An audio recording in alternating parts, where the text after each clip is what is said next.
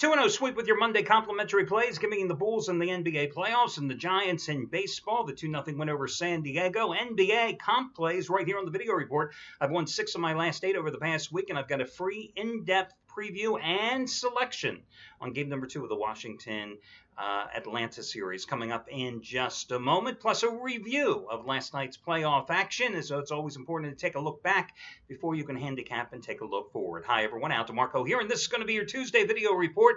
Listen, congratulations going out to Gabriel DuPont yesterday. Biggest NBA play in his 1.5-year tenure here at the site. 150-dime winner, the Bulls, the 4.5-point dog, winning outright with ease at Cleveland. So props going out to him and to you as well, because if you got that winner, you not only made money, you saved money, which has always been my motto. Remember, you don't have to spend big money to make big money. I've just never understood people that insist otherwise. But yesterday, you saved $55 thanks to a money-saving discount coupon code here on the site and got Gabriel's monster play. Now, he does not have an NBA play tonight, but you might want to check it out. He's going for winning day number 13 out of 15 with his biggest baseball release of the season, and you get it for $22, saving $77 off the regular price by using coupon code GABE22, G-A-B-E, 22. FYI, he's made $10 bettors a little over $3,900 the past 2 weeks. In all sports this year, over 10 grand. In all sports since Thanksgiving, almost 17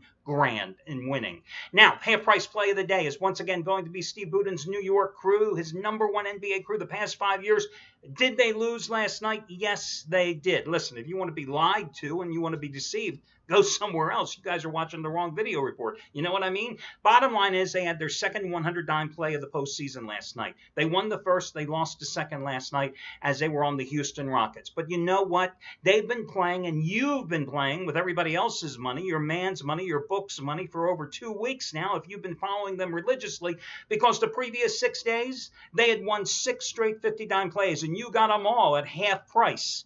So you better bet then I'm going to come right back with them today as they have another play, and you're going to get it as the half-price play of the day. Because today they're going for playoff winner number 19 out of 22 since last year's 5-0 NBA final sweep. And it is 50-dime postseason winner number 18 out of 21. That's right, 18 out of 21 on the Warriors-Grizzlies side. They had the Warriors in game number 1.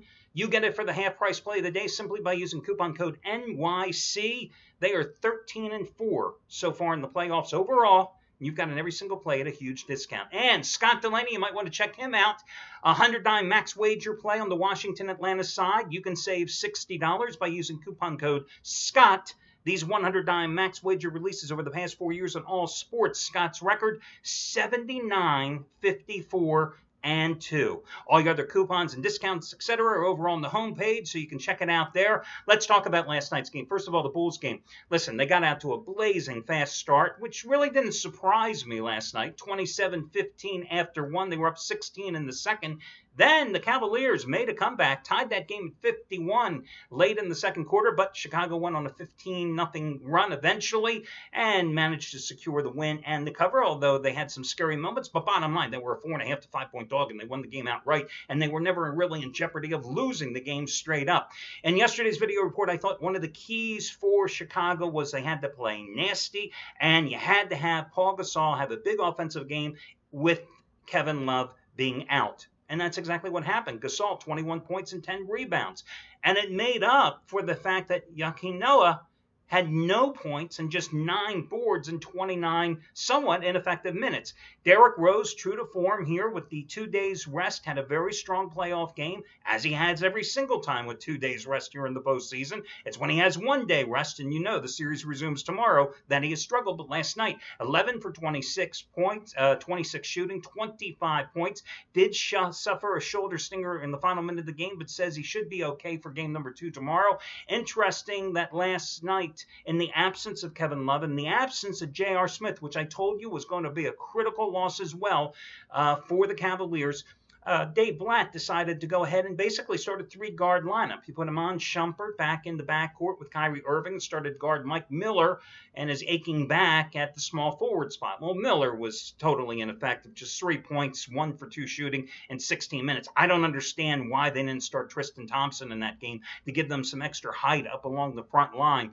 I mean, Thompson, no points off the bench, but he did have 8 rebounds. I'm sorry, he had 4 points, 1 for 2 shooting, and he had 8 rebounds and 37 pretty decent minutes off the bench. But, when you think about what happened to them last night, and I'm talking about the Cavaliers, Shumpert, who's known more for his defense, comes in and gives them 22 points in 41 minutes, okay? So he more than matched the production they would have gotten from J.R. Smith if he was in the lineup. And yet they still lost the game, which really shows you how crucial it is having lost Kevin Love. Kevin Love may not have played up to expectations this season, may not have matched, even come close to the numbers he put up in those losing seasons with the T-Wolves.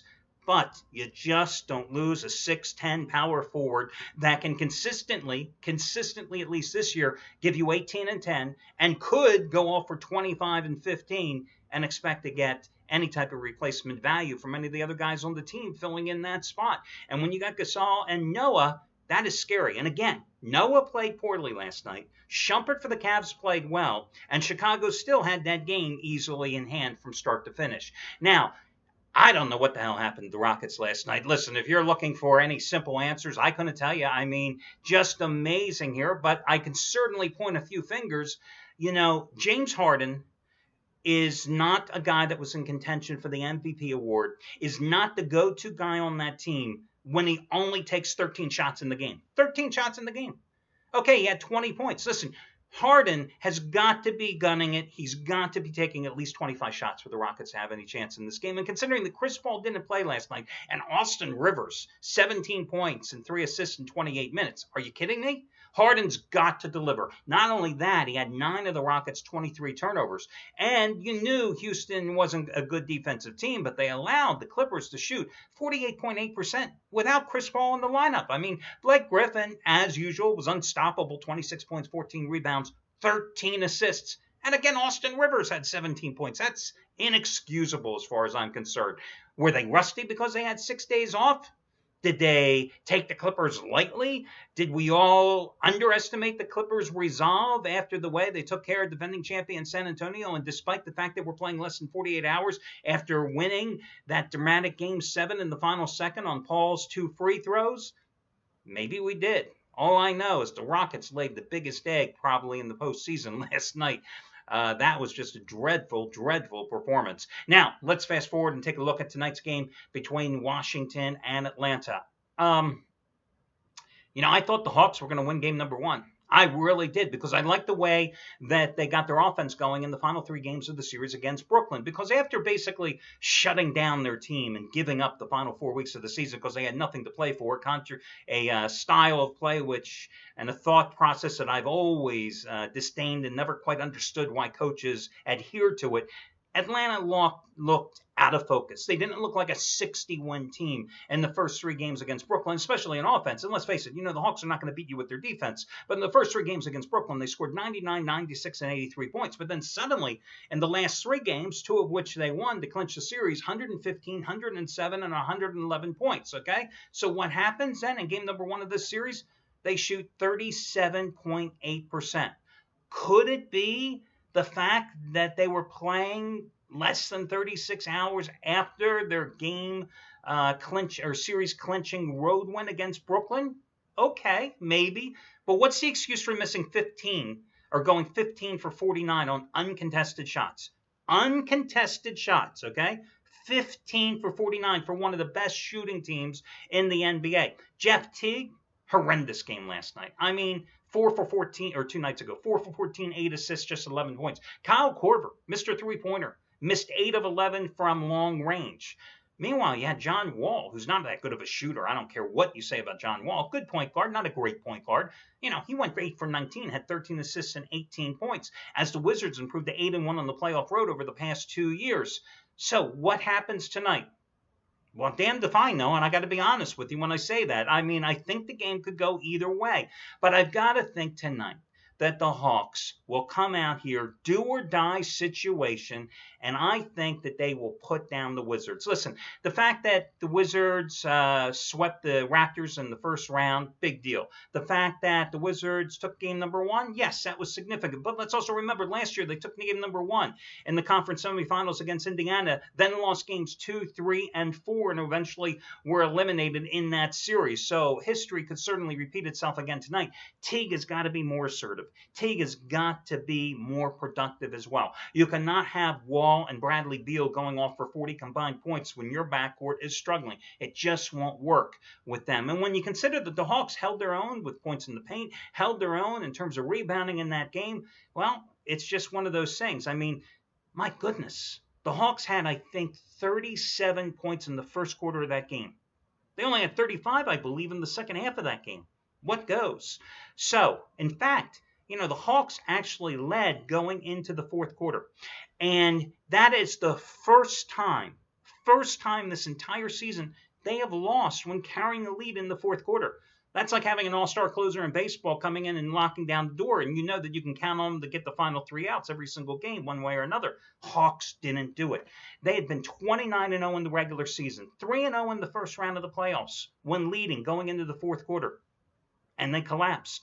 I just don't think that's going to happen again. I think you're going to see a Hawks team that led by 11 at the first quarter, led by 10 at halftime, led by a couple going into the fourth quarter. I think they're going to deliver tonight. And although I think it's a real interesting game and it could be a pick'em contest in many books in terms of which side is getting the most betting support, I would lay my money, if you forced me, on the Hawks tonight. That'll do it, guys. Best of luck to you all, and I'll catch you again tomorrow when we do this again.